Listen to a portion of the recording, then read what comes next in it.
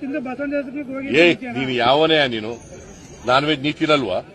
BJP ಅವ್ರು ಆರೋಪ ಮಾಡ್ತಾರೆ. ಆರೋಪ ನಿಜನಾ ಸುಳ್ಳ ಸರ್ ಅದು? ನೀ ಯಾವನ ಕೇಳಕ್ಕೆ? ರೈಟ್ಸ್ ಕೇಳಕ್ಕೆ ನೀ ಯಾವನೇ ಕೇಳಕ್ಕೆ?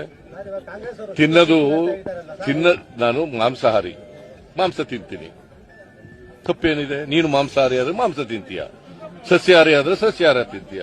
ನಿನ್ನ ಹ್ಯಾಬಿಟ್ ನಿನಗೆ, ನನ್ನ ಹ್ಯಾಬಿಟ್ ನನಗೆ.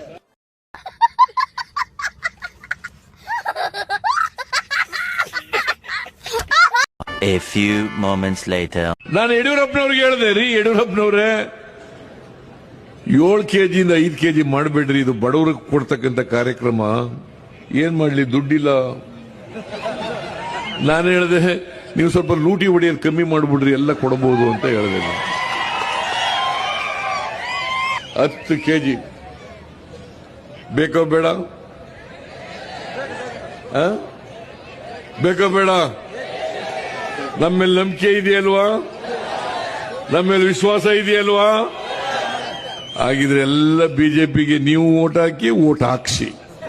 ಬಿಜೆಪಿ ಸರ್, ಕಾಂಗ್ರೆಸ್ ಅಲ್ಲ, ಕಾಂಗ್ರೆಸ್ಸಿಗೆ ಓಟ್ ಹಾಕಿ ಹಾಕ್ಸಿ.